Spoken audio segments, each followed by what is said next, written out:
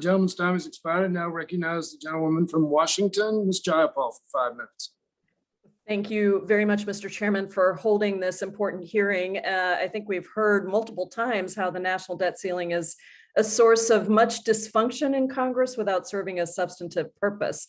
And it's important to note that limits on the Treasury were not originally instituted to constrain deficit spending at all, but rather evolved from a bill aimed at granting the Treasury more authority to issue bonds to pay for World War I, to loosen restrictions on borrowing by imposing a one-time arbitrary limit on bond issuance instead of authorizing war spending on an as-needed basis.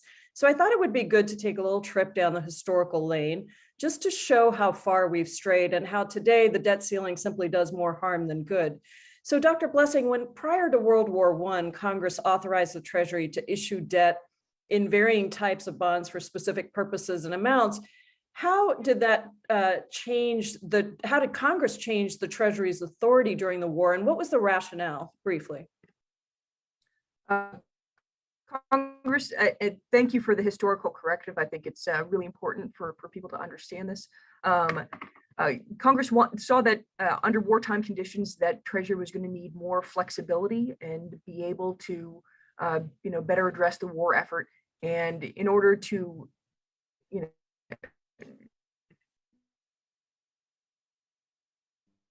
Dr. Blessing, you are coming in and out, this unfortunately. Was not an effort at constraining either overall debt. Oh gosh, how's this? You're back again. Dr. Blessing, Is that better? I'm sorry. It's cutting out. And you're frozen now on screen. See if she, are you back? No, you're still frozen. Okay. I could go to some other I can see you. questions. Turn off your camera, maybe. Oh, okay. Want to try that, Dr. Blessing? Turning off your camera for a second and see if you can if we can hear you. Of course. How's that? That's much better. And We can Mr. hear Chairman, you. if you wouldn't mind restoring some of my time, that I would No, appreciate. I will. Thank you. Go ahead, Dr. Blessing. The Congresswoman is absolutely right. With the change in the 1917 law with the Second Liberty Bond Act, the idea was not drain debt or yearly deficit, was to enable the Treasury Department to have greater flexibility and to also modernize federal finance. Shoot, Dr. Blessing, unfortunately, we are just not able to hear you. So I think I'm going to go to a different. Yeah, no, your sound's not, feels not working. No, we can't hear you either. Okay. Stop, go ahead. On federal spending, All right, we're going to try this again, and I'm going to ask questions of a different witness. Sorry about that, Dr. Blessing. I was looking forward to that. But let me go to Dr. Shaner. Even after Congress raises the ceiling after default, the damage will be done. And by some estimates, 6 million jobs would evaporate, and delays to crucial social safety payments would devastate families already living hand to mouth. How long would it take for the economy to recover after breaching the debt limit? Yeah, I think we don't know the answer to that question. It really does depend on what happens to financial market perceptions, whether people understand that, yes, we breached the limit, but it's going to be very short and we can take it in stride, or whether or not it really says, oh my God, there's so much dysfunction here.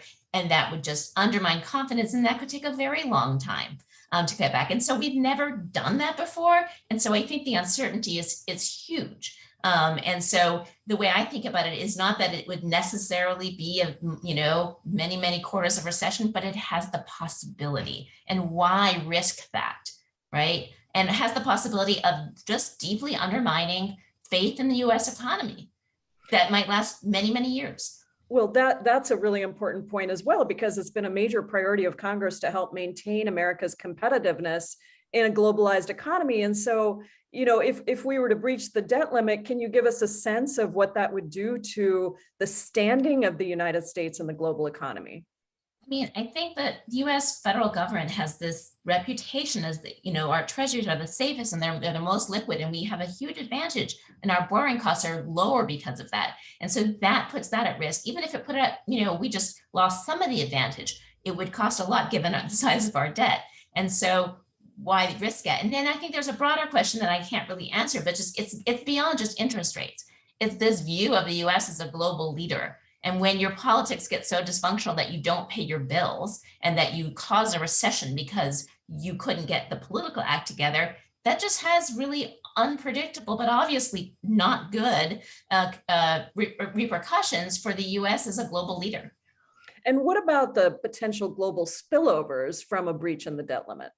Right. I mean, so we have a global capital market. People rely on US Treasuries everywhere as the safest asset. We've seen other episodes where there have been minor, dysfunctions in the Treasury market kind of affecting the whole world. And if this was something major, yeah, it could throw, global markets in turmoil, and then much would depend on what the Federal Reserve did. And did they come in and fix it? Could they do that? It's just this huge unknown about what would happen, but it does have serious repercussions, and just really hard to assess exactly what those would be. Well, given all of that, I was going to go down history lane with Dr. Blessing. I know you said you're not a historian, so I'm not making you answer those questions. But here's my last question that I was going to ask her that I think you could answer, which is, given the fact that the debt ceiling has evolved into a practice so far from its original intent and carries the enormous risk that you have laid out, why has this policy persisted for so long, and what are the repercussions if we continue to allow it to persist? I mean, it's not just that it's persisted, but I think that it's gotten more pernicious over time, right? We've come closer to breaching it in the past 10 years. As I said, I wasn't sure what was going to happen this time. It seems like we're getting closer and closer to the point where we actually might step over that breach. So I think it's a very dangerous thing to have. And I don't think it does anything good in terms of thinking about our long-term problems in a way that makes sense. And so I think it should go. I think it's a risky and not a helpful part of our process. Thank you, Dr. Shaner, and thank you, Chairman Yarmuth. I Absolutely. appreciate the latitude there, given our tech Absolutely.